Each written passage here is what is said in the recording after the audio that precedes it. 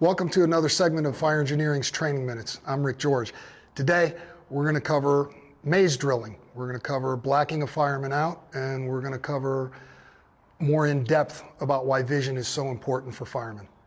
As you can see, we've got a firefighter that's going to be going through this entanglement drill right here, and the dress that he has on may be unusual for you. The first time that we send somebody in that's not comfortable is in their day uniform. And the reason we want them to go through in their day uniform is to get accustomed to being able to be successful in accomplishing the task that we're putting in before them.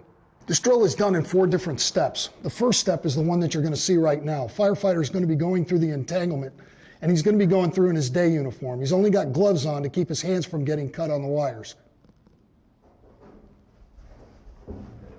As he goes through, he learns the technique of keeping his back in the corner. All the technique is sound, everything he was taught in the Recruit Academy. Everything he was taught when he was hired by your department and put through the academy there. Now, it doesn't look like much of a challenge, but if you're visually challenged and you've had some trauma prior to that, and you start to get a little sketchy, so you go straight from anxiety to panic, he's going to look incompetent. But the only incompetency is not the fireman, it's the instructor that can't pick it up and know how to deal with it. So we're going to show you some techniques on how to deal with that. After it's been established that the firefighter is comfortable going through there in just his day uniform, we now move it up a notch. We put him in his full turnout gear. And then we have him run through the entanglement with his turnout gear on. There's no SCBA, it's just his turnout gear. We make sure his technique is right and coach him through it if he needs it. The whole time you're watching to see if he gives any clues that he's struggling, because if he's struggling, this is the area that we need to concentrate on. The next step that we're going through is the firefighter's got his SCBA pack on. Now he's going through, and we're slowly increasing the degree of difficulty of the drill. He follows the exact same techniques, and what we're doing is we're reinforcing the drill, but we're also gaining confidence through this.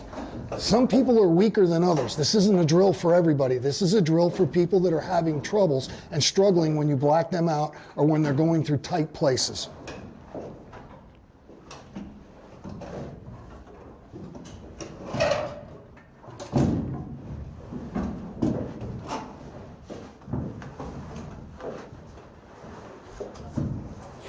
So now that we've established that the firefighter is comfortable and he's been gaining confidence all through this course, because we've been increasing the degree of difficulty.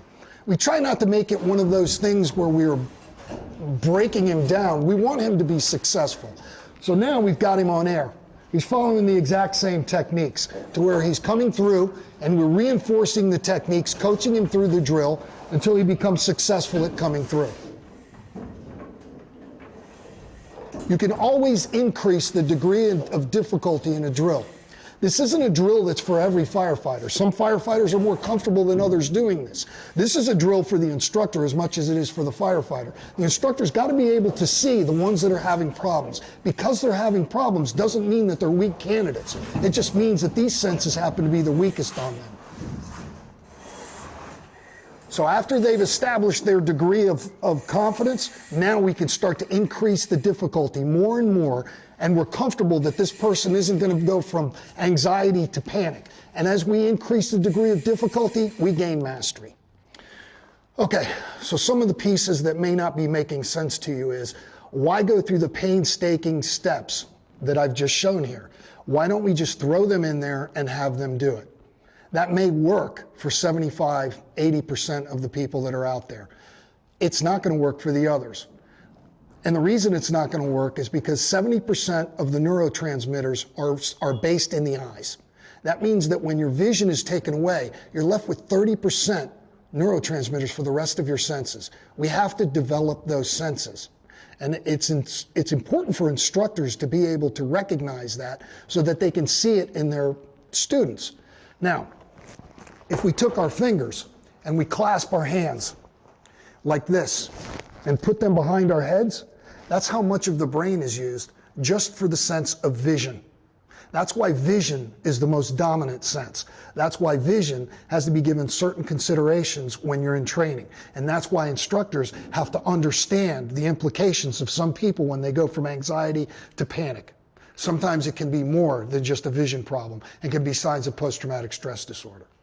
Thanks for watching another segment of Fire Engineering's Training Minutes. I'm Rick George.